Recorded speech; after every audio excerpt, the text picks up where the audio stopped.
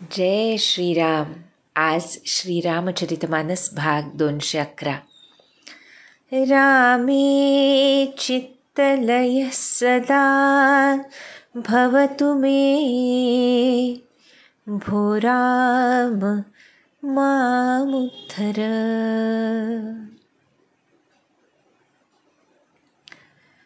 भगवतचरणी चित्तलय होण्यासाठी भगवत नाम, गुणसंकीर्तन, लीला, श्रवण, पठण या अनेकविध गोष्टींचं सहाय्य होत असतं.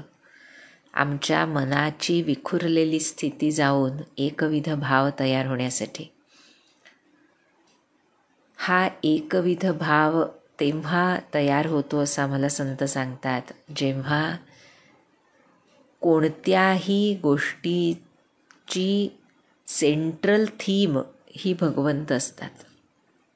जर कुटुंब असेल तर कुटुंबातले सर्वजण जर भगवत केंद्रित असतील, सद्गुरू केंद्रित असतील, त्यांच्या भोवताली त्यांचं जग फिरत असेल, त्यांना धरून त्यांची प्रत्येक कृती आणि शक्य तेवढे विचार होत असतील, तर या चित्तामध्ये भगवंत अखंड भरून राहिल्यामुळे त्यांचं चित्तलय प्रभुचरणी होतो. भगवंत सर्वव्यापी सर्व शक्तिमान असल्यामुळे व्यापकत्वाचा गुण हा फक्त भगवंतांमध्ये आहे, सद्गुरूंमध्ये आहे.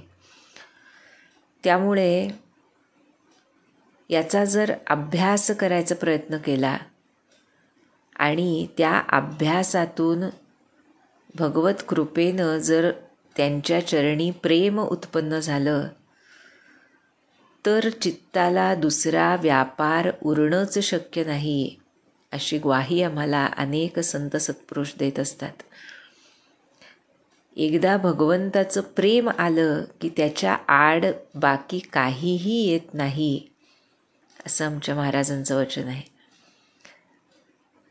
आणि जेव्हा काहीही आड येत नाही, तेव्हा कोणत्याही प्रकारानं भगवंतांची सेवा माझ्याकडून कशी घडेल, याच एका इच्छेमध्ये तो साधक असतो, तो भक्त असतो. आज जे कथानक श्रीरामचरितमानसमध्ये येतं आहे, ते जटायूचं कथानक जे तुलसीदास आम्हाला सांगतायत, थोडक्यामध्ये सांगितलं आहे, खूप विस्तार केलेला नाही. पण हा असा भक्त आहे. आपण बघितलं, जेव्हा वनामध्ये पर्णकुटी बांधून श्रीराम, लक्ष्मण, जानकी राहत आहेत, तेव्हापासून हा पक्षीराज, हा जटायू श्रीरामांच्या दर्शनासाठी तिथे येत होता. आणि तेव्हापासूनच त्यांचं श्रीरामांवर अत्यंतिक प्रेम होतं. संपाती हा दुसऱ्या गीधराजाचा हा बंधू, आणि संपाती हे दशरथ राजाचे मित्र होते. आपल्याला ती कथा माहीत असेल. आणि तदनुसार श्रीरामांच्या स्वरूपाचं ज्ञान असल्यामुळेच एका दृष्टीनं जटायूचं अत्यंत प्रेम होतं. आपण बघितलं, जानकीला पुत्री रूपात बघणारे हे जटायू थोर भक्त होते. आणि असे हे जटायू आता सीता मातेच्या मदतीला कसे येतात, जे आपण म्हटलं की एकदा तो एकविध भाव तयार झाला की त्या भक्ताच्या आड कुणीच कसं येऊ शकत नाही. अगदी मग तो राक्षसराज रावण असला तरीसुद्धा हे आपल्याला इथं लक्षात येईल. भगवत सेवेमध्येच त्यांचं चित्त रत असतं. त्यामुळे ती सेवा कोणत्याही प्रकारानं आणि सहज भावानं सेवा करायची म्हणून सुद्धा नव्हे, खरं तर सहज भावानं ही सेवा ह्या पक्षीराजाकडून घडली. कशी ते आता तुलसीदास सांगतील. आपण बघितलं की सीता माता विलाप करती आहे रावणाच्या रथामध्ये जो रथ आकाशमार्गानं निघालाय लंकेच्या दिशेनं, तेव्हा कोण प्रभूंना माझी ही विपत्ती सांगणार, हा विचार जेव्हा सीतामातेच्या मनामध्ये आला आणि तिचा विलाप ऐकून सर्व चराचर जीव जेव्हा दुःखी झाले, तेव्हा तिथे या गीधराज जटायूनं सुद्धा तिची ती वाणी ऐकली. तुलसीदास म्हणतात, गीधराज सुनी आरत बानी, रघुकुल तिलक नारी पहिचानी, अधमनी साचरली ने जाई, जिमी मलेच बस कपिला गाई. गृध्रराज जटायू त्यानं ऐकलं, सीतेचा विलाप ऐकला, तिचं ते दुःखी बोलणं ऐकलं आणि ओळखलं की ही रघुकुल तिलक श्री रघुनाथांची पत्नी आहे. त्याला दिसलं की एखादी कपिला गाय लेंछाच्या तावडीत सापडावी तसा हा नीच रावण जबरदस्तीनं तिला घेऊन चाललाय. हे जेव्हा जटायूनं बघितलं तेव्हा म्हणाला, सीते पुत्री करसी जनी त्रासा, करिहऊ जातु धान करनासा, धावा क्रोधवंत खग कैसे, छूटई पबी पर्वत कहूँ जैसे. म्हणतोय जटायू, हे पुत्री सीता, भिऊ नकोस, मी आहे ना, मी या राक्षसाचा नाश करतो. असं म्हणून जटायू क्रोधवंत होऊन रावणावर धावून गेला. कसा? पर्वतावर वज्र कोसळावं तसं त्याचं बल होतं, तसा त्याचा आवेश होता. म्हणतोय, रे रे दुष्ट ठाढकिन होही, निर्भय चलेसिन जानहि मोही, आवत देखी कृतांत समाना, फिरिदस कंधर कर हनुमाना. आव्हान देतोय हा गृध्रराज जटायू रावणाला. पहा बरं, म्हणून म्हटलं ना की भक्ताच्या आड कुणीच येऊ शकत नाही, कितीही मोठा शत्रू असो. आव्हान देऊन जटायू म्हणतोय, अरे दुष्टा, थांबत का नाहीस? कसा काय तू निर्भयपणे निघालायस? तू मला ओळखलेलं दिसत नाहीस? आणि अशा रीतीनं कृतांत समाना म्हटलंय. यमराजाप्रमाणे येत असलेल्या त्या जटायूचा आवेश बघून रावण वळला आणि मनात विचार करतोय की मैनाक की खगपति होई, मम बल जान सहित पति सोई, जाना जरठ जटायु एहा, मम कर तीरथ छाडी देहा. असा आवेश आहे जटायूचा की रावणाला वाटते हा एक तर प्रत्यक्ष मैनाक पर्वत आहे किंवा पक्ष्यांचा राजा गरुड आहे. पण रावण मनात विचार करतोय, गरुडाला तर माझं बळ माहिती आहे, त्याचे स्वामी जसे बलवंत आहेत तसाच मी बलवंत आहे असं गरुड जाणतो. मम बल जान सहित पती सोयी, त्याच्या पतीप्रमाणे गरुडाच्या स्वामीप्रमाणेच माझं बळ आहे हे गरुड जाणतो. पण जेव्हा जटायू जवळ आला तेव्हा रावणानं ओळखलं की हा तर जरठ जटायू, म्हातारा पक्षी आहे जटायू. त्यामुळे आता काही घाबरायचं कारण नाही, माझ्या हातामध्ये हा आपला देह सोडेल. मम कर तीर्थ म्हटलंय पहा, माझ्या करतीर्थामध्ये हा आपलं शरीर सोडेल. आणि हे ऐकलं मात्र सुनत गीध क्रोधातुर धावा, कह सुनु रावण मोर सिखावा, तजी जानकी ही कुशल गृह जाहू, नाहित अस होई बहु बाहू, राम रोष पावक अति घोरा, होई ही सकल सलभ कुल तोरा, उतरून देत दसानन जोधा, तबही गीध धावा करी क्रोधा. म्हातारा जटायू असा उल्लेख ऐकून अजून रागानं मोठ्या वेगानं धावून गेला जटायू आणि म्हणतोय, रावणा ऐक माझं, जानकीला सोडून सुखरूप आपल्या घरी जा, नाहीतर हे बहुबाहू अनेक बाहू असलेल्या रावणा काय होईल माहीत आहे का? श्रीरामांच्या अत्यंत भयंकर अशा क्रोधाग्नीमध्ये तुझा संपूर्ण वंश पतंगाप्रमाणे भस्मसात होईल. हे त्यानं अशा आवेशात म्हणून सुद्धा जटायू आहे हे बघून रावणानं काही उत्तर दिलं नाही. तेव्हा धावून जटायू रावणावर गेला, त्याच्यावर धावून गेला आणि काय केलं?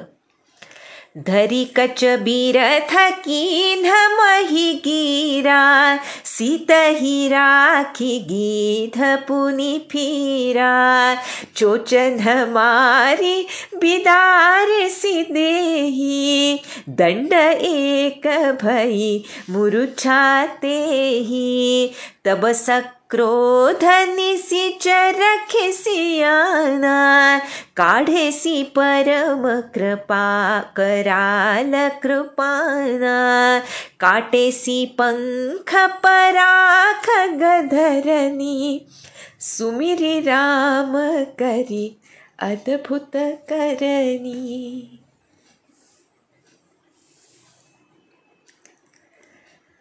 जटायूनं आवेशानं रावणाचे केस पकडून त्याला रथातून खाली खेचलं. पहा बरं, जटायू आहे तो बलशाली आहेच, पण समोर शत्रू कोण आहे? लंकापती रावण आहे, त्रिलोक विजयी रावण आहे, ज्यानं देवांना बंदिवासात टाकलंय असा रावण आहे. पण माझ्या लेकीला वाचवायचंय, प्रभू श्रीरामांच्या पत्नीला वाचवायचे, त्यामुळे काय वाटेल ते झालं तरी मी रावणाला असा तसा जाऊ देणार नाही. या भावनेनं रावणाचे केस पकडून जटायूनं खाली खेचलं. रावण पृथ्वीवर पडला आणि मग सीत ही राखी. जटायूनं सीतामातेला एका बाजूला बसवलं बरं का, आणि चोच मारून मारून रावणाचं शरीर विदीर्ण केलं. असं विदीर्ण केलं की रावणाला एक क्षण मूर्छा आली बरं का. आणि मग तरीसुद्धा रावणाच्या बळापुढे जटायूचं बळ टिकू शकलं नाही. आणि जेव्हा त्यानं अशी चोच मार मारून शरीर विदीर्ण केलं, रावण अत्यंत क्रोधित झाला. भयानक कट्यार आपली बाहेर काढली आणि जटायूचे पंख कापून टाकले.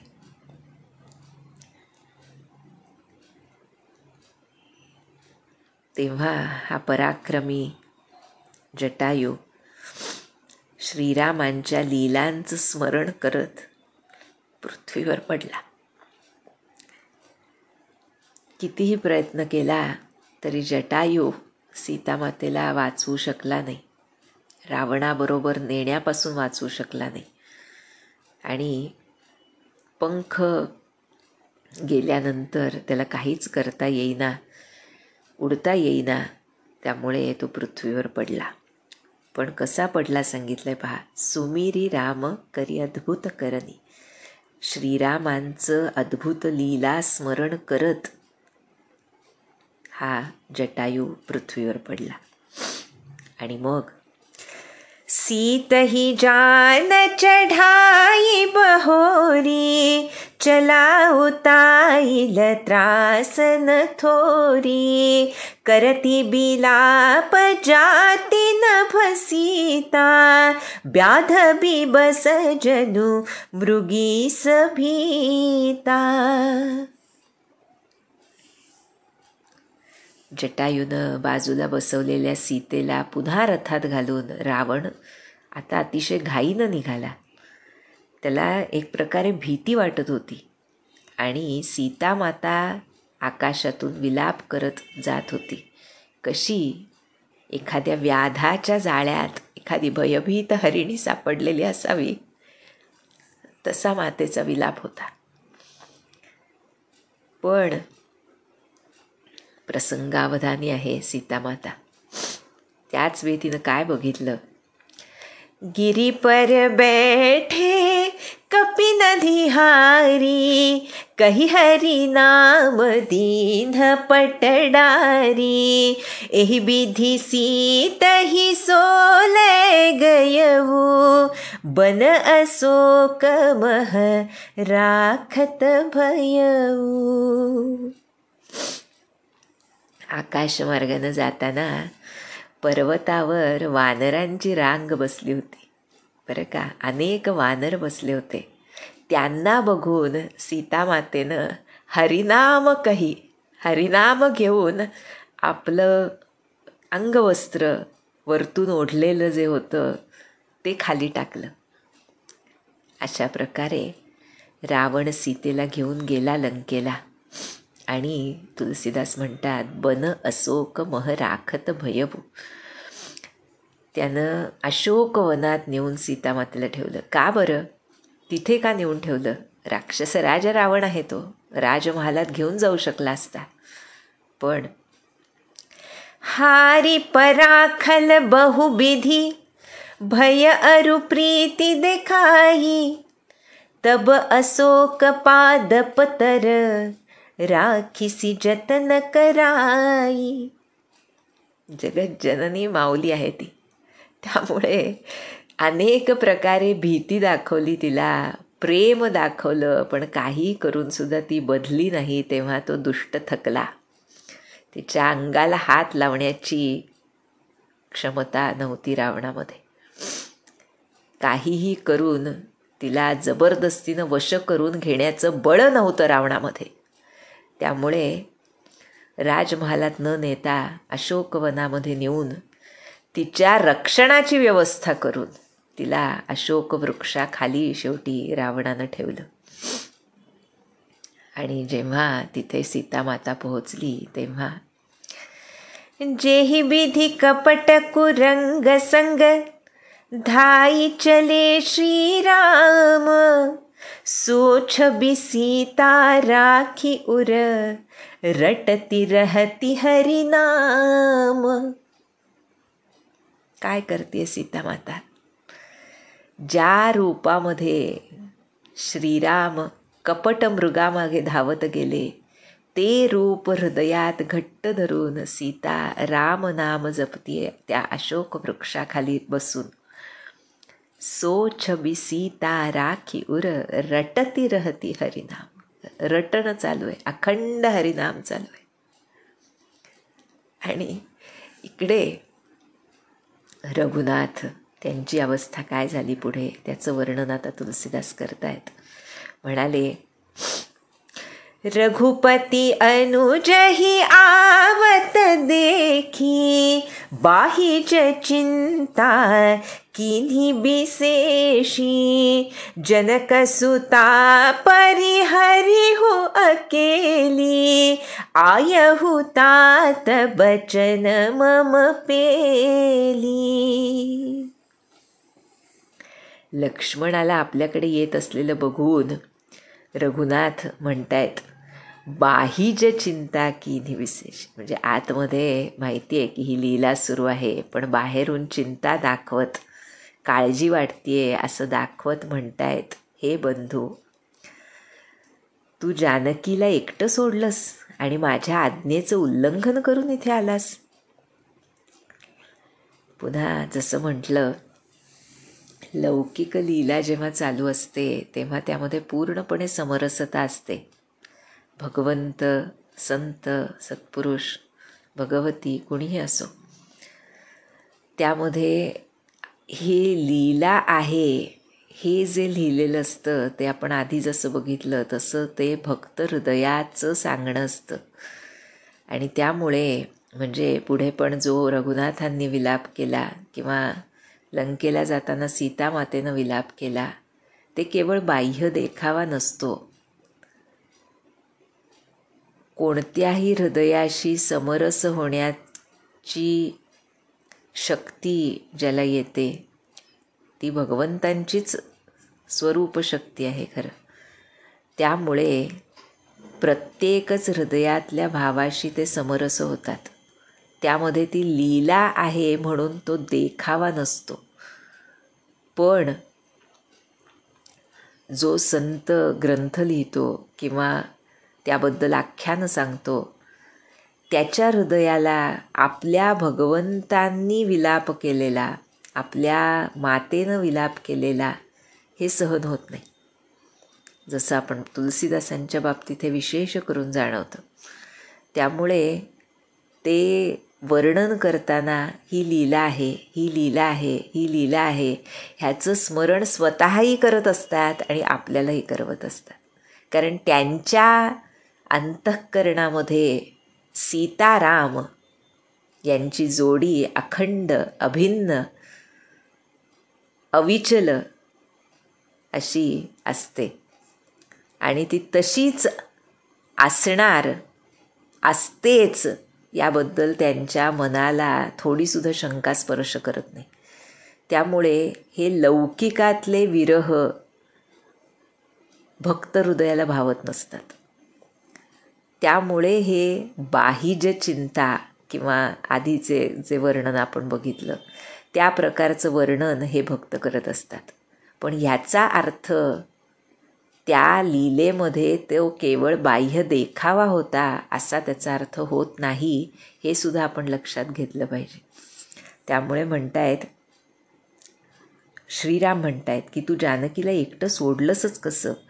आणि मग त्यांना खरीच काळजी वाटू लागते. म्हणतात, निशिचरणी कर फिरही बन माही, मम मन सीता आश्रम नाही, गहिपद कमल अनुज कर जोरी, कहिउ नाथ कछु मोहिन खोरी. वनात राक्षसांच्या झुंडी फिरत असतात लक्ष्मणा. त्यामुळे मला तर असं वाटतंय की सीता आश्रमात नसावी. आणि मग लक्ष्मणानं श्रीरामांचे चरणकमल धरून हात जोडून म्हणलं, हे नाथ, यात माझा काही दोष नाही. आणि मग दोघे मिळून अनुज समेत गये प्रभु तहवान, गोदावरी तट आश्रम जहवान, आश्रम देखी जानकी हीना, भये बिकल जस प्राकृत दीना. हे झाल्यावर प्रभू श्रीराम लक्ष्मणासह आपल्या आश्रमाच्या ठिकाणी, जो गोदावरी तटावर होता पंचवटीच्या इथे, तिथे गेले. पण आश्रमात जानकी नाही हे बघितलं आणि म्हणतायत प्राकृत मनुष्याप्रमाणे अत्यंत व्याकुळ आणि दुःखी झाले प्रभू. विलाप करू लागले. म्हणतायत, हा गुण खानी जानकी सीता, रूपशील व्रत नेम पुनीता, लक्ष्मण समुझाए बहुभाती, पूछत चले तात रूपाती. प्रभू श्रीराम विलाप करू लागले तो जानकीहीन आश्रम बघून. हे गुणनिधान जानकी, हे रूपशील व्रत नियमांनी पवित्र पावन असलेल्या माझ्या सीते, कुठे आहेस? लक्ष्मणानं श्रीरामांना पुष्कळ समजावलं म्हणतात तुलसीदास. पण श्रीरामांचा विलाप असा आहे की ते लता वृक्षांच्या रांगांना विचारत निघाले. पूछत चले लता तरुपाती. काय विचारतायत? हे खग मृग हे मधुकर श्रेणी, तुम देखी सीता मृग नयनी, खंजक सुक कपोत मृग मीना, मधुपनी कर कोकिला प्रवीणा, कुंदकली दाडी मदामिनी, कमल सरद ससी अहिभामिनी, बरुन पास मनोज धनु हंसा, गज के हरि निज सुनत प्रशंसा, श्रीफल कनक कदली हर्षाही, नेकुन संकस कुच मन माही, सुनु जानकी तो ही बिनु आजू, हर्षे सकल पाई जनु राजू. काय खरंच, काय वर्णन केलंय तुलसीदासांनी. म्हणतात, श्रीराम म्हणतायत, हे पक्ष्यांनो, हे पशूंनो, हे भ्रमरांनो, तुम्ही माझ्या मृगनयनी सीतेला बघितलं का? विविध प्रकारच्या प्राणी पक्ष्यांचं वर्णन प्रभू करतायत. त्यांचं नाव घेऊन त्यांना पुकारतायत. हे पोपट, हे खंजन, कबूतर, हरिण, मासे, भ्रमरांचे समूह, हे गान प्रवीण कोकिळ, कुंदकळ्या, डाळिंब, वीज, कमळ. म्हणजे तुलसीदासांनी असे घातलेत शब्द की कुणीच सोडलेलं नाही. प्रभू प्रत्येकाला विचारतायत, समोर जे दिसेल त्याला विचारतायत.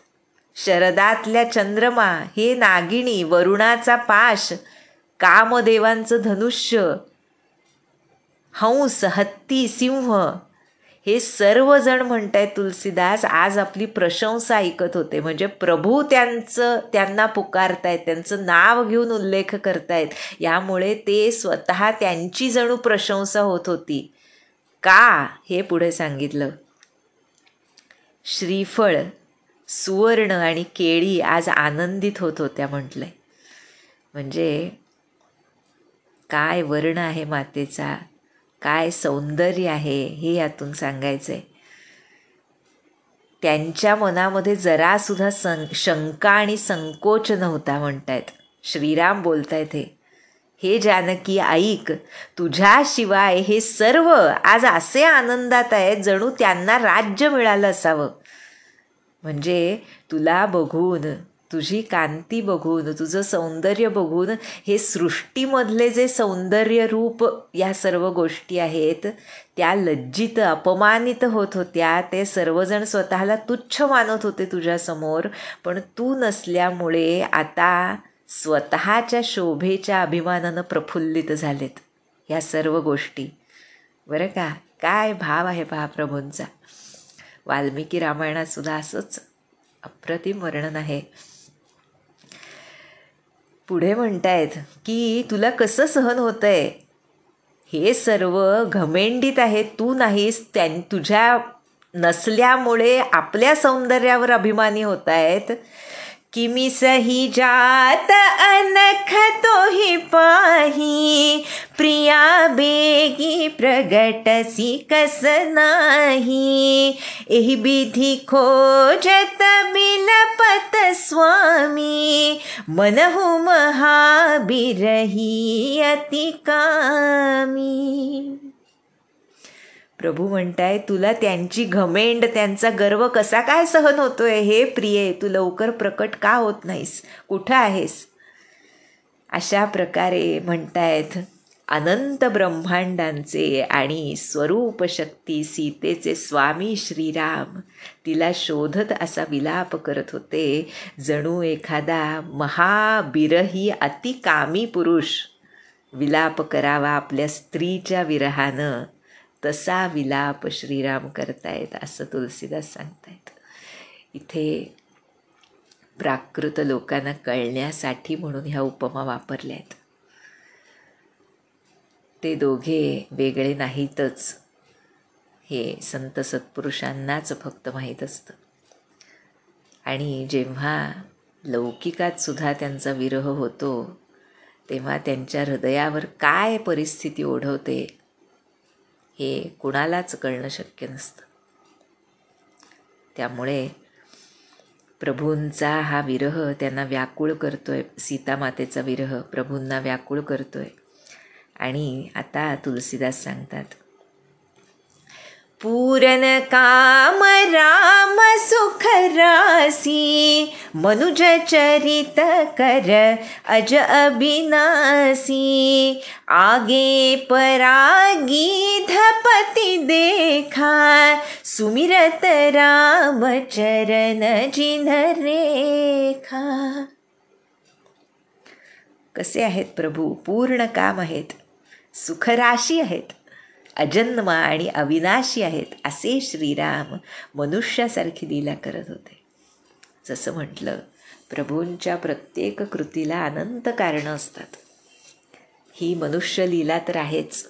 त्यामध्ये मनुष्य जन्माला आल्यानंतर दुःख कष्ट हे वाट्याला येऊ नयेत असं म्हणणं हे किती हास्यास्पद आहे हे सुद्धा या विलापातून, या घटनेतून आम्हाला प्रभू दाखवत आहेत. जसं आमचे महाराज म्हणाले की चिंच ही आंबटच असणार, तसा संसार कुणाचाही झाला तरी त्यामध्ये कष्ट दुःख क्लेश हे येणारच. किंबहुना हा मृत्यूलोक आहे, इथे ते सुखभोग आणि दुःखभोग हे भोगण्यासाठीच आम्हाला पाठवलेलं असतं. अगदी प्रभूंचा अवतार झाला, मग तो कृष्णावतार असो रामावतार असो, त्यामध्ये ह्या घटना गोष्टी आम्हाला एक प्रकारे समजावण्यासाठी पण असतात की हे दुःख क्लेश इथे असणारच, त्यामधून मार्ग कसा काढायचा, पारमार्थिक उच्च ध्येय हृदयामध्ये जपून ह्या सर्व लौकिक गोष्टींवर कशी मात करायची, यासाठी सुद्धा हे श्रीराम सीतेचं चरित्र आम्हाला प्रेरणादायक असतं. त्यामुळे म्हणताय की मनुष्यासारखी लीला हे अजन्मा श्रीराम करतायत. पुढे गेल्यावर त्यांना गृध्रपती जटायू जमिनीवर पडलेला दिसला. तो श्रीरामांचं स्मरण करत होता, चरणांचं स्मरण करत होता, चरणांकित चिन्हांचं स्मरण करत होता. म्हणजे चिन्हांकित चरणांचं, ध्वज कुलिश जे वज्र यासारखे जे चिन्ह आहेत प्रभूंच्या चरणांवर, त्याचं स्मरण हा जटायू करतोय.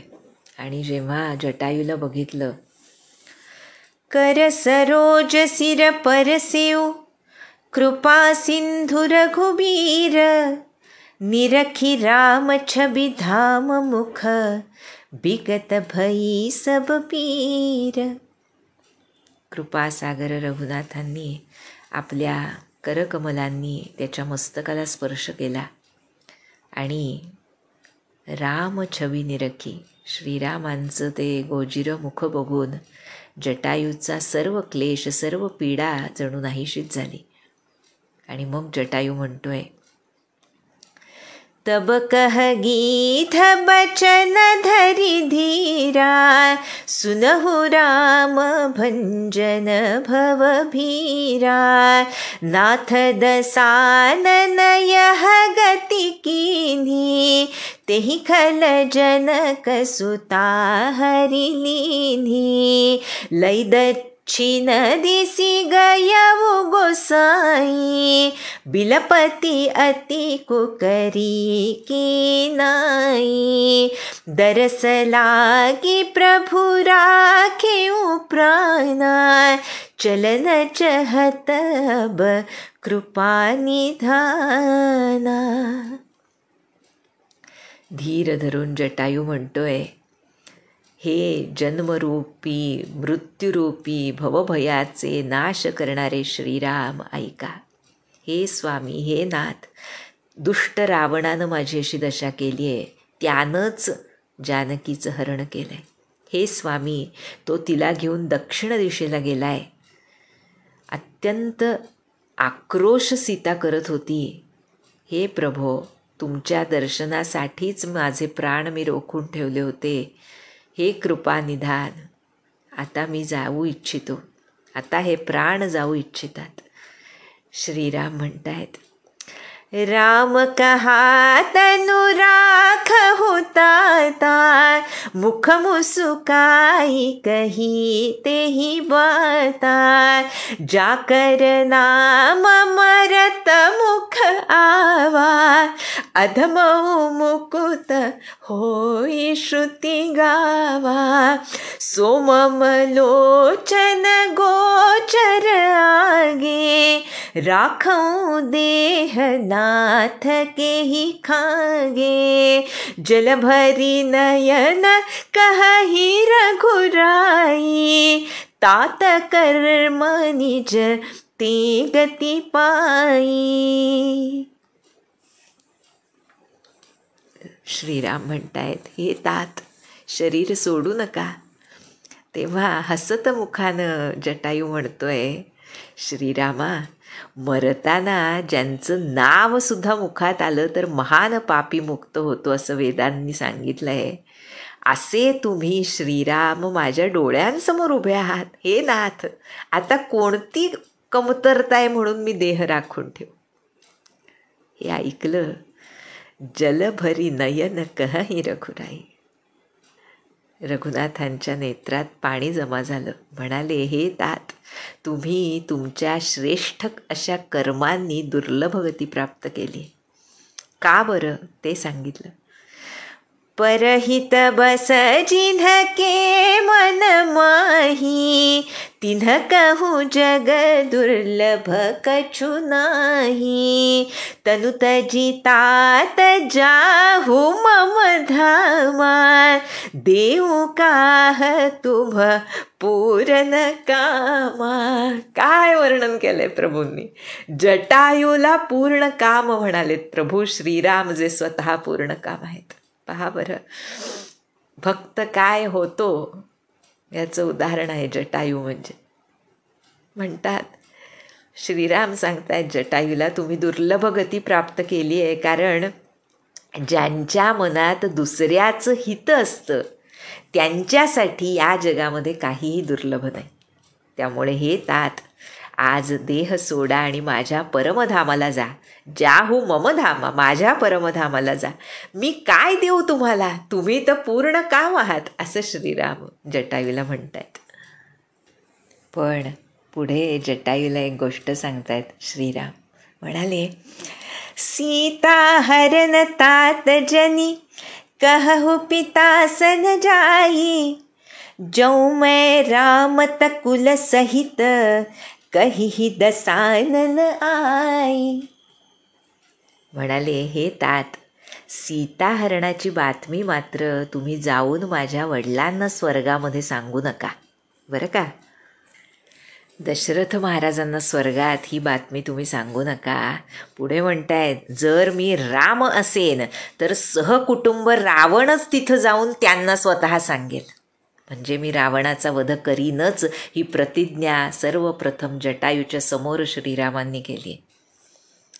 आणि पुढे, गीध देह तजी धरी हरी रूपा, भूषण बहुपट पीत अनुपा, श्याम गात विशाल भुज चारी, स्तुति करत नयन भरी बारी. आहा, जटायूनं गीध देह, गिधाडाचा देह सोडला आणि काय रूप धारण केलं. धरी हरिरूपा, हरींचं रूप धारण केलं. बघा बरं, श्रीराम म्हणाले ना, पूर्ण काम आहात, त्यामुळे हरिरूप धारण केलं. अनेक अनुपम दिव्य अलंकार, दिव्य पीतांबर धारण केलं. श्याम शरीर आहे, 4 विशाल भुजा आहेत आणि प्रेम डोळ्यांमध्ये भरून राहिले. असे जटायू, असं त्यांचं रूप झालं. स्वरूप गती दिली भगवंतांनी जटायूला. आणि आनंदानं अश्रू डोळ्यात आणून आता जटायू स्तुती करतायत श्रीरामांची. काय स्तुती करतायत?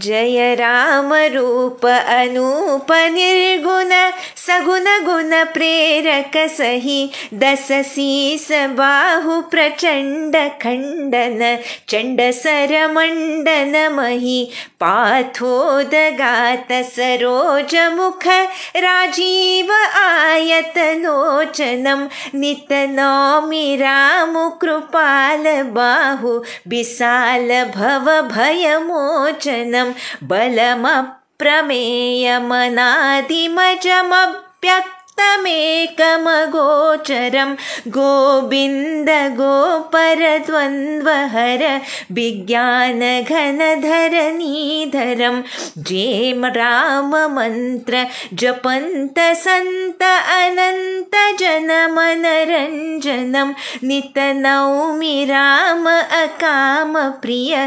कामादिखलदलगञ्जनं जेहि श्रुति निरञ्जन ब्रह्म व्यापक बिरज अज कहि गावहि करि ध्यान ज्ञान विराग जोग अनेक मुनि जेहि पावहि सो प्रगट करुणा कंद शोभा बृंद अग जग मोहहि मम हृदय पंकज भृंग अंग अनंग बहु छवि सोहहि जो अगम सुगम सुभाव निर्मल असम सम शीतल सदा पश्यन्ति जम जोगी जतन करी करत मन गोबस सदा सो राम रमा निवास संतत दास बस त्रिभुवन धनी मम उर बसउ सो समन संस्कृति जासु कीरति पावनी अबिरल भगति मागी बर गीध गयउ हरिधाम तेहि की क्रिया जथोचित निज कर कीन्ही राम. आहा, काय स्तुती आहे पहा. म्हणतायत जटायू, चतुर्भुज जटायू बरं का, श्याम शरीर असं दिव्य पितांबर धारण केलेले जटायू आनंदाश्रूंनी भरवून म्हणतायत, हे श्रीरामा तुमचा विजय असो. अनुपम रूप आहे तुमचं, पण तुम्ही निर्गुण जसे आहात तसेच सगुणही आहात आणि खरोखर मायेचे प्रेरक आहात. 10 शिरांच्या रावणांच्या प्रचंड भुजांचे तुकडे तुकडे करण्यासाठी प्रचंड असा भाण धारण केलेले आहात. पृथ्वीला सुशोभित करणारे आहात. सजल मेघांसमाल श्यामल शरीराचे आहात. कमळा समान मुख असलेले आणि लाल कमळांसारखे विशाल नेत्र असलेले आहात. विशाल भुज असे श्रीराम तुम्ही भवभयापासून मुक्त करणारे कृपानिधान आहात. मी तुम्हाला नित्य नमस्कार करतो. नित्य नौमि राम. पुढे म्हणतायत, अपरिमित बल आहे तुमचं. अनादि आहात, अजन्म आहात, अव्यक्त आहात, एक अगोचर वेदवाक्य जाणणारे गोविंद आहात. इंद्रियातीत आहात. जन्म मरण सुख दुःख हर्ष शोकादी द्वंद्वांचं हरण करणारे स्वामी आहात. विज्ञान स्वरूप आहात आणि पृथ्वीचे आधार आहात. जे संत राम मंत्राचा अखंड जप करतात त्या महान भक्तांच्या मनाला आनंद देणारे आहात. निष्कामी जनांना प्रिय असणारे आणि कामादी खलदल गंजन कामादी दुष्टवृत्तींचं निर्दालन करणारे आहात. असे श्रीराम मी तुम्हाला नित्य नमस्कार करतो. निरंजन ब्रह्म व्यापक आहात. निर्विकार आणि जन्मरहित आहात म्हणून ज्यांचं अखंड गायन श्रुती करतात. मुनी ज्यांना ध्यान ज्ञान वैराग्य आणि योग इत्यादी साधनं करून प्राप्त करून घेण्याची इच्छा करतात असे करुणाकंद आहात. शोभा तुमच्यामुळेच ओळखली जाते असे प्रत्यक्ष श्री भगवान तुम्ही प्रगट होऊन आज चराचराला मोहित करताय. माझ्या हृदय कमलाचे भ्रमर असलेले श्रीराम, ज्यांच्या अंगामध्ये मला अनेक कामदेवांच्या रूपांची शोभा दिसते आज. अगम्य आहात तरीही सुगम आहात, निर्मळ स्वभावाचे आहात, विषमही आहात आणि समही आहात, सदैव शांतिरूप आहात.